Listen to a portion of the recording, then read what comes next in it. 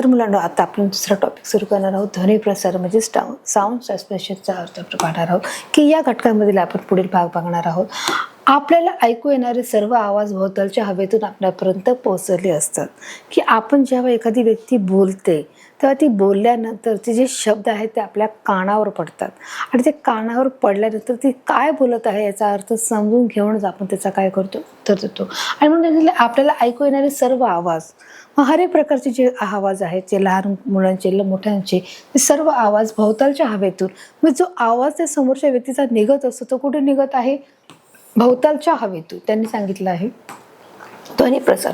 म्हणजे ध्वनी प्रसारण याचा अर्थच काय आहे की आवाज ऐकू येण्याची जी प्रक्रिया आहे ती कशा प्रकारे होते. आणि म्हणून जो आपला टॉपिक आहे त्यांनी दिले की जर एखादा शब्द हा बोलला जात आहे तर हा जो शब्द बोलला जाण्याच्या मागची जी प्रक्रिया आहे ती कुठून येत आहे आणि मग परत ते कानामध्ये बघा कशा प्रकारे जात आहे. म्हणजे एखादी व्यक्ती जेव्हा बोलते तेव्हा त्याचा आवाज हा भोवतालच्या हवेतून आपणापर्यंत पोहोचलेला असतो. जेव्हा एखादी व्यक्ती, समजा इथे एक व्यक्ती स्टँड आहे, बरोबर, इथे एक व्यक्ती स्टँड आहे आणि ती काहीतरी बोलत आहे. ती बोलल्यानंतर ती हवेमध्ये काय होते, भोवतालच्या हवेतून ती आपल्यापर्यंत कानामध्ये ती अशा प्रकारे ती पोहोचली जात आहे. म्हणजे तुम्हाला बघा चित्राच्या माध्यमातून इथे आधीच होते की हा जो आहे काय आहे, आपला कान आहे. तर अशा प्रकारे आपल्याला येणारा ऐकू येणारा आवाज हा भोवतालच्या हवेतून आपल्यापर्यंत हा पोहोचला जात आहे. तापमानातील बदलामुळे हवेची घनता सुद्धा बदलते व थंडीमध्ये हवेची घनता ही एअर डिस्टन्सिटीमध्ये वाढते. बघा, तापमानातील बदलामुळे जे तापमानातील जे काही बदल आहे, उन्हाळा, पावसाळा, हिवाळा किंवा थंडीमध्ये, दिवसा रात्री, व त्याच्या तापमानातील बदलामुळे हवेची जी घनता सुद्धा काय असते ती बदललेली आहे. आणि थंडीमध्ये जी हवेची जी घनता आहे ती कशी आहे, एअर डिस्टन्सिटी आहे. एअर डिस्टन्सिटीमध्ये जी आहे ती हवेची जी घनता आहे ती एअर डिस्टन्सिटीमध्ये, म्हणजे अशा प्रकारे थंडी असते त्याच्यामुळे ती हवेची घनता ही वाढलेली असते. आणि म्हणूनच थंडीत पहाटे दूरच्या आगगाडीचा आवाज हा आपल्याला स्पष्ट ऐकू येतो. की जेव्हा सकाळच्या वातावरणामध्ये सर्व सायलेन्स असतं आणि त्याच्यामुळे आपण काय म्हणतो की म्हणून थंडीत पहाटे दूरच्या ठिकाणी जी आगगाडी असते ती त्याचा आवाज देखील आपल्याला स्पष्ट ऐकायला येतो. की ज्या ठिकाणी जेव्हा वर्दळण्याचा जेव्हा आवाज असतो, आणि म्हणून त्यांनी सांगितलं आहे की जेव्हा की दूरचा जेव्हा भाग असतो त्या दूरच्या ठिकाणचा जो आवाज आहे तो आपल्याला स्पष्ट ऐकायला येतो. कोणाचा, की एखादी व्यक्ती बोलण्याचा आवाज ऐकायला येतो किंवा एखादं कोणीतरी गाणं लावलं असेल एक दूरच्या ठिकाणी तरी देखील तो आवाज आपल्याला स्पष्ट ऐकायला येत असतो.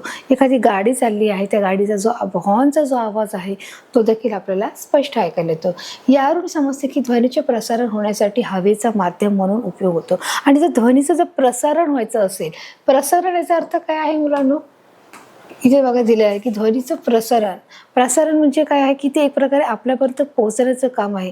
की आवाज शब्दाची जी लहर आहे ते आपण काय करतो आहे, पसरवण्याचं, म्हणजेच काय, ती पोहोचवण्याचं जे काम करत आहे, होण्यासाठी जे हवेचं माध्यम म्हणून उपयोग करत आहे. कशाचा, की जर ध्वनीचा प्रसार करण्यासाठी हवा ही काय आहे, माध्यम आहे. आणि हवा ध्वनीचा प्रसार करत असते, ती घेऊन जाण्याचं काम करत असते. आणि म्हणून जो आपल्याला जो आवाज आहे तो स्पष्टपणे आपल्याला ऐकू येत असतो. जेणेकरून ते थंडी असो, ऊन असो, वारा असो, किंवा ते एखाद्या रात्रीच्या वेळी देखील की आपल्याला बघा स्पष्ट आवाज येतो.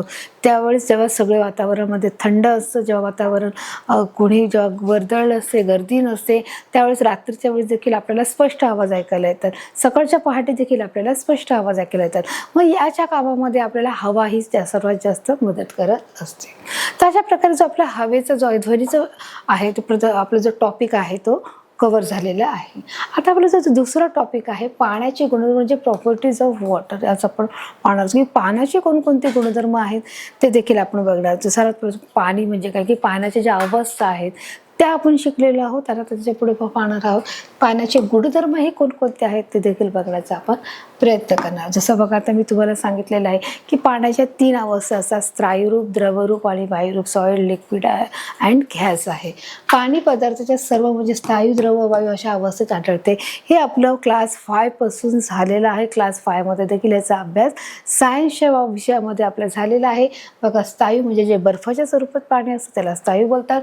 जे लिक्विड फॉर्म फॉर्ममध्ये असतं, जे पाण्याच्या फॉर्ममध्ये असतं त्याला द्रव म्हणतात, आणि जे बाष्पाच्या रूपामध्ये किंवा वायूच्या रूपामध्ये आपल्याला पाणी दिसतं, म्हणजे जसं वायू म्हणजे कळालं की एखादं पाणी आपण गरम करायला ठेवलं टोपामध्ये आणि ती वाफेच्या माध्यमातून ते वर जात आहे, म्हणजेच ते पाणी कसं आहे की ते पाण्याची वाफ होत आहे, म्हणजे ते काय आहे, वायू आहे.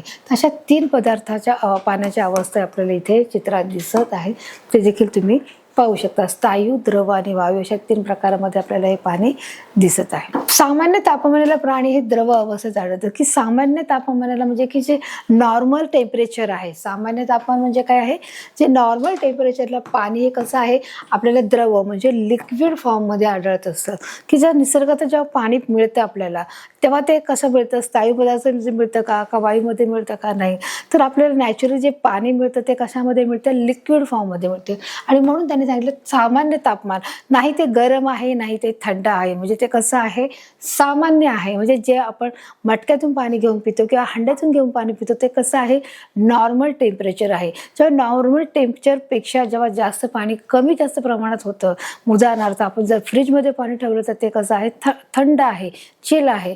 आणि तेच जर आपण पाणी मुलांना गरम करून पिलं तर म्हणजे काय आहे, त्या पाण्यामध्ये फरक झालेला आहे, म्हणजे त्या पाण्यावरती प्रक्रिया केली गेलेली आहे ना, एक विशिष्ट त्याला काय दिलं आहे, प्रक्रिया केली आहे. ते थंड होण्यासाठी फ्रीजमध्ये ठेवलं म्हणजे आपण प्रक्रिया करत आहोत. तेच पाणी आपण जर गॅसवरती ठेवत आहोत टोपामध्ये, म्हणजे आपण त्याच्यावर प्रक्रिया केली आहे. म्हणून ते प्रक्रिया केलेलं पाणी सांगत नाही, ते सांगतं सामान्य तापमान, म्हणजे जे नॉर्मली जे टेम्परेचर आहे ते पाणी आपल्याला द्रव अवस्थेमध्ये म्हणजे काय आहे की लिक्विड अवस्थेमध्ये, म्हणजे अशा प्रकारचं पाणी हे प्रत्येकाला माहिती आहे.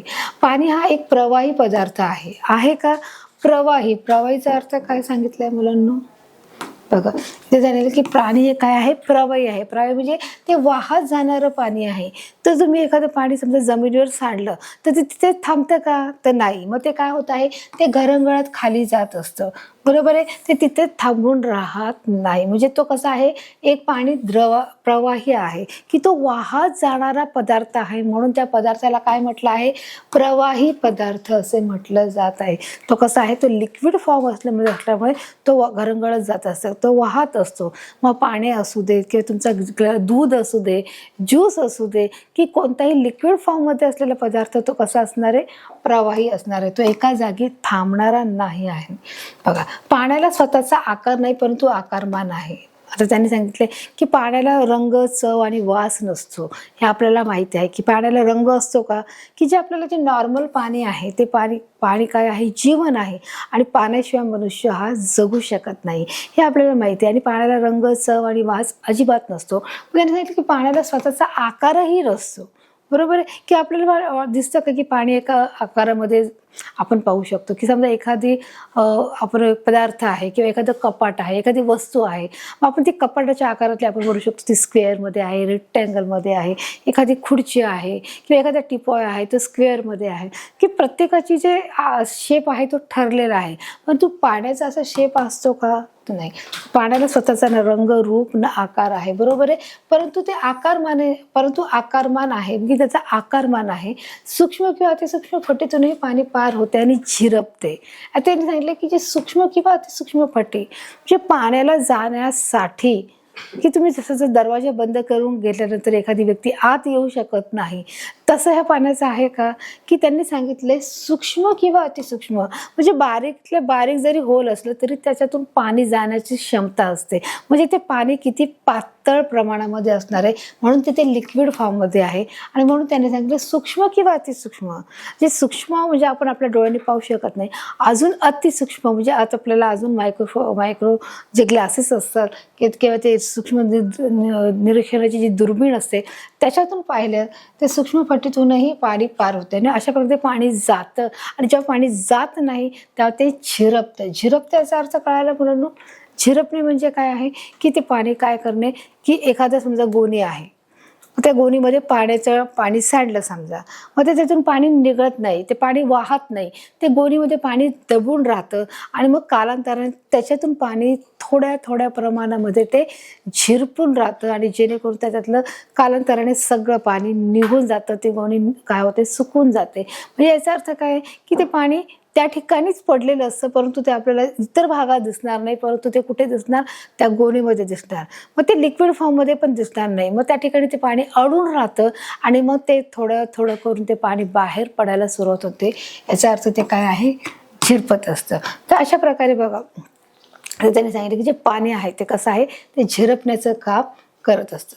बघा हे पाणी तुम्हाला दिसत आहे, हे पाणी काय करत आहे, अतिसूक्ष्म किंवा अतिसूक्ष्म भागातून पट्टीतून देखील ते पाणी निघत असतं. त्याच्यासाठी यांनी प्रयोग केला आहे. काय प्रयोग केला आहे की पाणी हे काय आहे, सूक्ष्म अतिसूक्ष्म भागातूनही बाहेर पडतं आणि किंवा ते झिरपतं. प्लास्टिकच्या एका बाटलीत अर्ध्यापेक्षा जास्त पाणी घ्या. आता ही जी बॉटल घेतली आहे ती बॉटल कशी आहे, प्लॅस्टिकची आहे, बरोबर. ही जी बॉटल आहे प्लॅस्टिकची आहे. एका बाटलीत अर्ध्यापेक्षा जास्त पाणी घ्या, की अर्ध्यापेक्षा जास्त म्हणजे अर्ध पाणी केवढं असणार आहे, जे पाणी आहे अर्ध पाणी असणार आहे, बरोबर. हे अर्ध पाणी आणि याला अर्ध्यापेक्षा जास्त घ्या, म्हणजे हे एवढं पाणी जास्त घेतलेलं आहे. एका बाटलीत अर्ध्यापेक्षा जास्त पाणी घ्या. म्हणजे आपल्याला काय करायचं आहे, आता प्रयोग करत आहोत. त्या प्रयोगामध्ये आपल्याला बॉटल लागणार आहे आणि पाणी लागणार आहे.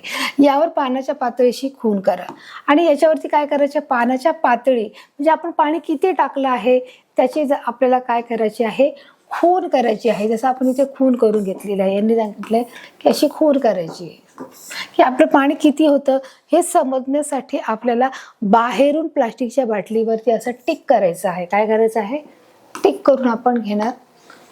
बघा आता यावर पाण्याच्या पातळीशी अशी खून करून घ्या. ही बाटली आता फ्रीजमध्ये उभी ठेवा. आता ही बॉटल आपल्याला कुठे ठेवायची आहे, फ्रीजमध्ये ठेवायची आहे.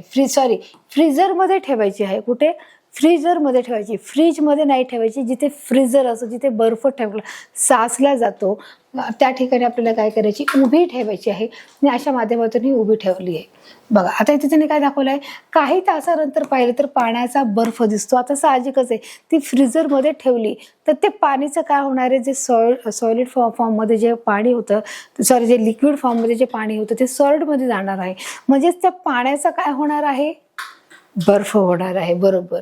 मग काही तासानंतर पाहिले तर पाण्याचा काय होत आहे, बर्फ दिसेल आपल्याला. काय दिसणार आहे, बर्फ. मग बर्फाची पातळी पाण्याच्या पातळीपेक्षा वाढलेली आहे. आता बघा इथे पॉइंट ऑफ केला आहे, नोटीस केलेला आहे तुम्ही की आपण जी ही खून केलेली होती या ठिकाणी बघा ती त्याचं पाण्याचं जे बर्फाची जी पातळी आहे ती किती वाढलेली आहे. आपण पाणी अर्ध्यापेक्षा जास्त घेतलं होतं. आपलं जे पाणी समान भाग केले त्याच्यातील अर्ध्यापेक्षा जास्त एवढं पाणी घेतलं होतं, बरोबर. पण आपण ती बॉटल फ्रीजमध्ये ठेवल्यामुळे पुन्हा त्याच्या पाण्याची जी लेवल आहे ती किती वाढलेली आहे, परत तितकीच ती लेवल वाढलेली आहे. समजते मुलांनो. बघा आणि तर पाण्याचा बर्फ दिसेल व बर्फाची पातळी पाण्याच्या पातळीपेक्षा वाढलेली आहे.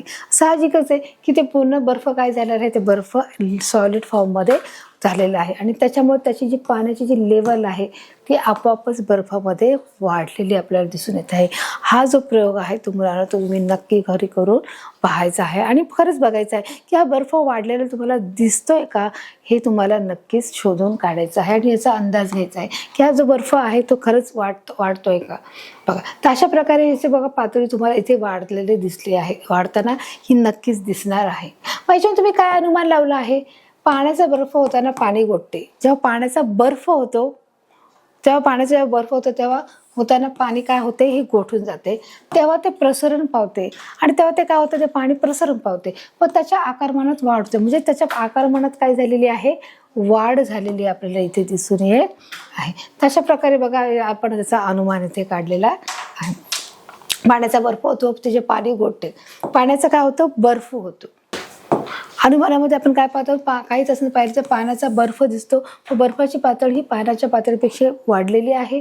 त्याचप्रमाणे आपला अनुमान आपण काढलेला आहे की पाण्याचा बर्फ होताना पाणी गोठते. पहिलं जे पाणी असतं ते पाण्याचा बर्फ होतो आणि बर्फ होताना ते पाणी गोठलं जातं, तेव्हा ते पसरतं. पाणी जेव्हा गोठतं तेव्हा ते काय होतं, त्याची उंची वाढते म्हणजे ते प्रसरण पावतं व त्याच्या आकारमानात वाढतो आणि म्हणूनच काय की त्याच्या आकारमानामध्ये म्हणजे त्याचा जो शेप आहे त्याच्या शेपमध्ये देखील फरक असते.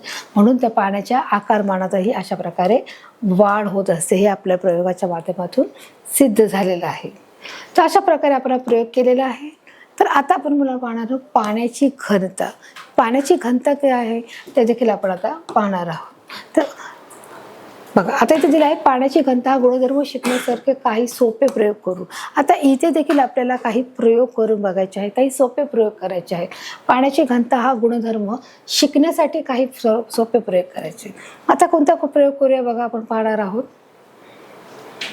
प्रयोग नंबर 1 पाहणार आहोत. एक बादली घ्या व तिच्यात पाणी भरा. आता हे काय घेतले आहे, एक बादली घेतली आहे, तिच्यात अर्ध्यापेक्षा जास्त थोडं खाली पाणी घेतलेलं आहे, दिसत आहे अर्ध्यापेक्षा जास्त. एक बादली घ्या व तिच्यात पाणी भरायला सांगितलं आहे. ठीक आहे, 2 गोष्टी घेतल्यात, बादली घेतली आहे, पाणी घेतलं आहे. त्यामध्ये पुष्कळ वेगवेगळ्या वस्तू टाका. आता बघा त्याच्यामध्ये त्यांनी बऱ्याचशा वस्तू टाकलेल्या आहेत, दिसतंय की यामध्ये काय वस्तू टाकलेल्या आहेत. हा जो प्रयोग आहे बघा, याच्यामध्ये कोणत्या कोणत्या वस्तू टाकल्यात तुम्ही त्याचं निरीक्षण करू शकता का? बघा इथे तुम्हाला काय दिसत आहे, स्पून दिसत आहे, चम्मच दिसत आहे, त्याचप्रमाणे एखादा ठोकळा, लाकडी ठोकळा दिसत आहे, त्याचप्रमाणे आपल्याला तुम्हाला कर्कटक दिसत आहे, शॉर्पनर दिसत आहे, पेन्सिल आहे, रबर आहे, स्केल आहे, ह्या सगळ्या वस्तू. आणि मग कोणत्या वस्तू विरघळल्या आहेत आणि कोणत्या न विरघळलेल्या वस्तू आहेत त्याचं तुम्हाला निरीक्षण करायचं आहे व त्यामध्ये पुष्कळ वेगवेगळ्या वस्तू टाका. हा जो प्रयोग आहे मुलांना, हा प्रयोग देखील आता 5वीच्या विषयामध्ये, विज्ञान विषयामध्ये हा प्रयोग देखील आपण करून पाहिलेला आहे. आणि पुन्हा तोच प्रयोग बघायचे 7वीमध्ये आपल्याला आलेला आहे. जसं मला सांगितलं की ज्या हलक्या वस्तू कोणत्या आणि ज्या जड वस्तू कोणत्या आहेत, मग एका पाण्यामध्ये त्या वस्तू टाकायच्या आहेत. ज्याप्रमाणे आपण अजूनही काही गोष्टी याच्यामध्ये टाकू शकतो की झाडाची पानं आहेत, फुलं आहेत, त्याप्रमाणे आपण पाहू शकतो रिबिन आहे, केसाचं रबर आहे, त्याचप्रमाणे एखादी लोखंडी चुंबक आहे ते देखील टाकू शकतो, लाकडाचा जो ठोकळा आहे तो टाकू शकतो, त्याचप्रमाणे ॲल्युमिनियमचं एखादं छोटं भांडं आहे ते टाकू शकता, त्याचप्रमाणे पेन आहे तो टाकू शकता. अशा विविध वस्तू तुम्ही टाकायचं आहेत आणि त्याचं निरीक्षण करायचं आहे. तुम्हाला काय दिसणार आहे आता त्याचा अनुमान काढायचा आहे की ज्या हलक्या वस्तू आहेत त्यावरती तुम्हाला फ्लोट होताना दिसणार आहेत आणि ज्या वजनाने भारी आहेत त्या वस्तू तुम्हाला इथे खाली म्हणजे खाली तुम्हाला इथे आढळणार आहेत, या खाली बसलेल्या आढळणार आहेत. मग स्पून जो आहे, जो आपल्याकडे स्टीलचा असतो, मग स्टील हे वजनाने कसं आहे, जड आहे, त्यामुळे तो खाली बसलेला आहे. त्याचप्रमाणे हे जे कर्कटक आहेत ते देखील स्टीलचं आहे, त्यामुळे देखील तो खाली बसला आहे. अजून लाकडाचा जो ठोकळा आहे तो खाली बसला आहे. मग ह्या ज्या वस्तू आहेत, मग ह्या वस्तू ज्या तरंगलेल्या दिसतात त्या कोणत्या आहेत? मग त्या वस्तू कोणत्या आहेत? शॉर्पनर आहे जे प्लास्टिकचं आहे म्हणून तो तरंगतं. जी आपली पेन्सिल आहे ती कशाने बनलेली आहे? ती आपल्या म्हणालो लाकडाने बनलेली आहे. लाकूड काय पाण्यामध्ये फ्लोट होतं ते तरंगतं ना. रबर आहे ते देखील काय आहे, तरंगत आहे, हलकं आहे. जी आपल्याकडे स्केल असते ती कशी आहे, प्लास्टिकची आहे. मग प्लास्टिक असो किंवा लाकूड असो ते पाण्यामध्ये तरंगत आहे. आणि म्हणून बघा की ज्या हलक्या वस्तू आहेत त्या वरती तरंगत आहेत आणि ज्या जड वस्तू आहेत त्या खाली बसलेल्या. आपण काय निरीक्षण केलं आहे, काही वस्तू या पाण्यावर तरंगतात तर काही वस्तू या पाण्यात बुडतात. आत्ताच मी तुम्हाला सांगितलं की काही वस्तू ज्या आहेत त्या वस्तू पाण्यावर तरंगतात तर काही वस्तू ह्या खाली बसतात, म्हणजे त्या काही वस्तू पाण्यामध्ये बुडतात. बघा तर अशा प्रकारे बघा त्यांनी इथे सांगितलं कशा प्रकारे ह्या वस्तू पाण्यात तरंगतात, काही वस्तू पाण्यात तरंगतात तर काही वस्तू ह्या पाण्यामध्ये बुडतात. हे आपण या प्रयोगाच्या माध्यमातून पाहिले. आता आपला प्रयोग नंबर 2 आहे तो बघा, पाहूया की त्या प्रयोगामध्ये काय दाखवलेलं आहे. एक ग्लास घ्या, त्यात थोडे पाणी ओता व बर्फाचे काही खडे टाका. बरोबर, म्हणजे आपण 3 गोष्टी घेतलेल्या आहेत. एक ग्लास घ्यायचा आहे, त्यात थोडंसं पाणी टाकायचं आहे. एक काचेचा ग्लास घ्या, म्हणजे जेणेकरून तुम्हाला बाहेरून दिसेल की नेमका काय प्रयोग चालू आहे. एक काचेचा ग्लास घ्यायचा आहे, त्याच्यात थोडं पाणी टाकायचं आहे आणि काही बर्फाचे खडे देखील टाकले आहे. बघा बर्फाचे काही खडे टाका. आता तुम्हाला निरीक्षण करायचं आहे, बाकी काहीच करायचं नाही आहे. तुम्हाला काय करायचं आहे, फक्त निरीक्षण करायचं आहे. काय निरीक्षण आहे, मग बर्फ पाण्यावर तरंगतो. तिथे तुम्ही पाणी पण टाकलंय आणि बर्फ पण टाकलाय. पण समजा तुम्ही फक्त ग्लास घ्या आणि त्या ग्लासमध्ये फक्त तुम्ही बर्फ टाका. काय निरीक्षण आहे की ते जो बर्फाचे जे तुकडे आहेत ते तुम्हाला तळाशी दिसणार आहे, ते तुम्हाला तरंगताना दिसणार नाही. परंतु जेव्हा तुम्ही पाणी टाकाल तेव्हा त्या पाण्याच्या वरती तुम्हाला जो बर्फ आहे तो तरंगताना दिसणार आहे. बर्फ पाण्यावर तरंगतो म्हणजे तो काय होत आहे, फ्लोट होत आहे. समजते मुलांना, तो काय होणार आहे, फ्लोट होत आहे. आणि मग अशा प्रकारे हा बर्फ तुम्हाला वरती दिसत आहे. बर्फ पाण्यावर तरंगताना का दिसतो त्याने तुम्हाला प्रश्न येतो, कारण बर्फ पाण्यापेक्षा कसा आहे, तो हलका आहे. जसं मी तुम्हाला सांगितलं की पाणी हे जड आहे पण बर्फ कसा आहे, तो हलका आहे. जेव्हा लिक्विड फॉर्ममध्ये जेव्हा पाणी असतं ते जड असतं ना, आणि म्हणून जे हे सॉलिडमध्ये जे पाणी आहे म्हणजे बर्फ आहे, बर्फ हा काय आहे, पाण्यापेक्षा कसा आहे, हलका असल्यामुळे तो काय होत आहे, तरंगत आहे, तो फ्लोट होत आहे. जेव्हा पाणी गोठून बर्फ होतो, जेव्हा हे जे पाणी आहे ते गोठतं, म्हणजे जेव्हा फ्रीजरमध्ये आपण ठेवतो त्याचा बर्फ बनतो, म्हणून त्यांनी दिले गोठतो, गोठून बर्फ होतो, तेव्हा मूळच्या द्रवरूपापेक्षा तो हलका होतो आणि मूळच्या द्रव पदार्थापेक्षा म्हणजे जे मूळ त्याचं काय आहे, पाणी आहे, मग त्याच्यापेक्षा तो काय होत आहे, हलका होत आहे, म्हणजेच तो कसा होत आहे, लाईट वेट होण्याचं का करत आहे. अशा प्रकारे हा जो पाण्याचे देखील आपण इथे प्रमाण किंवा हा जो निरीक्षण आहे, जो प्रयोग आहे तो आपण इथे केलेला आहे. जेव्हा पाणी गोठताना त्याचे आकारमान वाढते, जेव्हा पाणी गोठतं तेव्हा त्याचा आकारमान वाढतो. आपण हे प्रयोग नंबर 1 मधून आपण केलेला आहे. मग घनता देखील कमी होते, म्हणून बर्फ पाण्यावर तरंगतो. आणि म्हणून बर्फ पाण्यावर का तरंगतो, त्याचं हे उत्तर आहे की पाणी गोठताना त्याचे आकारमान वाढते व त्याची घनताही कमी होते आणि म्हणून जे बर्फ आहे पाण्यावर काय होत आहे, फ्लोट होताना आपल्याला इथे दिसत आहे. समजते मुलांना की पाणी बर्फ का तरंगत आहे, याचं आपल्याला उत्तर मिळालेलं आहे. आता आपण बघा पाहणार आहोत, बघा निरीक्षण केलं आहे घनता. आता त्यांनी बघा इथे त्यांनी उत्तर दिले, पदार्थाचे आकार म्हणून वस्तुमान याचा परस्पर संबंध, की जो पदार्थाचे आकारमान व वस्तुमान याचा परस्पर काय संबंध आहे याच्याबद्दल आता आपण मुलांना माहिती घेणार आहोत. बघा आपण पाहणार आहोत, एखाद्या वस्तूने व्यापलेली जागा म्हणजे तिचे आकारमान, की एखाद्या वस्तूची जागा व्यापली आहे, म्हणजे एखादा ग्लास आहे, त्या ग्लासात पाणी टाकलं किंवा बर्फ टाकलं, मग तिने व्यापलेली जी जागा म्हणजे तिचं काय आहे, ते आकारमान आहे, म्हणजे त्याला आपण व्हॉल्यूम बोलणार. व पदार्थातील द्रवसंचय म्हणजे त्याचे वस्तुमान होय. आणि जे पदार्थातील द्रवसंच आहे म्हणजे जे वस्तुमानाला काय बोलणार आहोत, मास बोलणार आहोत. काय आहे, मास. जे आकारमान आणि वस्तुमान हे दोन्ही याचा फरक आहे. मग घनता काढण्याचं सूत्र काय आहे, बघा आपण इथे पाहणार आहोत. घनता बरोबर वस्तुमान आणि भागिले आकारमान आहे. घनता काढण्याचे सूत्र, जर तुम्हाला घनता काढायची असेल एखाद्या पाण्याची तर ती कशी काढणार आहे, मग घनता बरोबर जे पाण्याने जागलेली जी जागा आहे, बघा आपण इथे पाहणार आहोत. घनता काढण्याचे जे सूत्र आहे ते कोणतं आहे, घनता बरोबर वस्तुमान भागिले आकारमान आहे. हे आपल्या घनतेचं सूत्र आहे. वस्तुमान हे ग्रॅममध्ये तर आकारमान हे घन सेंटीमीटरमध्ये मोजले जात आहे, बरोबर आहे. बघा मग इथे काय दिलंय, घनता बरोबर ग्रॅम भागिले घन सेंटीमीटर. मग आता पुन्हा त्यांनी सांगितलं की जर वस्तुमान हे ग्रॅममध्ये आहे तर आकारमान घन सेंटीमीटरमध्ये आहे. वस्तुमान कसं आहे, ग्रॅममध्ये मोजलं जात आहे, तर आकारमान आहे ते घन सेंटीमीटर, म्हणून घनता बरोबर ग्रॅम भागिले घन सेंटीमीटर हे आपलं ज्याचं काय असणार आहे, सूत्र असणार आहे. मग आता आपण म्हणून घनतेचं 1 ग्रॅम प्रति घन सेंटीमीटर आहे, त्याचं 1 ग्रॅम किती आहे, प्रति घन सेंटीमीटर आहे. मग हे उदाहरणाच्या माध्यमातून कशा प्रकारे सोडवणार आहोत, बघा आपण समजून घेणार आहोत. 1 लिटर पाण्याची वस्तुमान जर 1 किलोग्रॅम एवढे आहे तर पाण्याची घनता म्हणजे डेन्सिटी किती असणार आहे, आपल्याला हे उदाहरणाच्या मार्फत सोडायचं आहे. म्हणजे घनतेचं सूत्र वापरून आपण त्याच्यामध्ये आपण उत्तर सोडवण्याचा प्रयत्न करणार आहोत. 1 लिटर पाणी कळते, जसं 1 लिटर दूध असतं तसं 1 लिटर आपण पाणी घेतलं, मग पाण्याची वस्तुमान 1 किलोग्रॅम आहे एवढे आहे, तर पाण्याची घनता, मग त्यामुळे त्याच्यामध्ये पाण्याची घनता किती असणार आहे, आपण सूत्राच्या माध्यमातून आपण सोडायचा प्रयत्न करणार आहोत. बघा आता त्यांनी दिलं आहे जे 1 लिटर म्हणजेच काय आहे, 10 घन सेंटीमीटर बरोबर 10 गुणिले 10 गुणिले 10 म्हणजेच 1000 घन सेंटीमीटर आहे, बरोबर. 10 घन म्हणजेच किती आहे, जे इथे बघा आपण पाहणार आहोत की 10 घनचा अर्थच काय आहे, इथे 10 घनचा अर्थच काय येणार आहे, की 10 गुणिले 10 गुणिले 10, मग हे 3 वेळा 10 आल्यामुळे इथे ट्रिपल आलेला आहे, म्हणून हा काय आहे, घन आलेला आहे. समजते मुलांना. आणि म्हणून 10 गुणिले 10 गुणिले 10 किती झाले, 1000 झाले 1000 घन सेंटीमीटर, बरोबर. आता आपण त्याच्यामध्ये सूत्रामध्ये आपण काय करणार आहोत, किमती घालणार आहोत. मग घनता बरोबर ग्रॅम्स घन सेंटीमीटर हे आपलं सूत्र आहे. मग त्याच्याबरोबर आपण काय करणार, घनता बरोबर हे 1 किलोग्रॅम काय दिलं आहे इथे, की बघा 1 किलोग्रॅम भागिले 1000 घन सेंटीमीटर. आता 1 किलोग्रॅम इथे त्या का दिलेले आहे, बघा इथे बघा घनतेमध्ये आहे त्याचं सूत्र टाकलंय, त्या सूत्रामध्ये काय केलेलं आहे, आपण सगळ्या आपले दिलेले जे उदाहरण आहे त्या उदाहरणामध्ये आपण किमती टाकलेल्या आहेत, सूत्रामध्ये किमती टाकून आपण उत्तर सोडवलेलं आहे. 1 किलोग्रॅम भागिले 1000 घन सेंटीमीटर बरोबर 1000 भागिले 1000 बरोबर 1 ग्रॅम घन सेंटीमीटर. आता तुम्ही बोलाल याचं उत्तर कसं आलेलं आहे, तर बघा आपण हे सूत्र आहे घनता बरोबर ग्रॅम भागिले घन सेंटीमीटर, मग बरोबर इथे त्यांनी काय केलेलं आहे, बघा इथे दिलं आहे 10 गुणिले 10 गुणिले 10 बरोबर किती, 1000 घन सेंटीमीटर.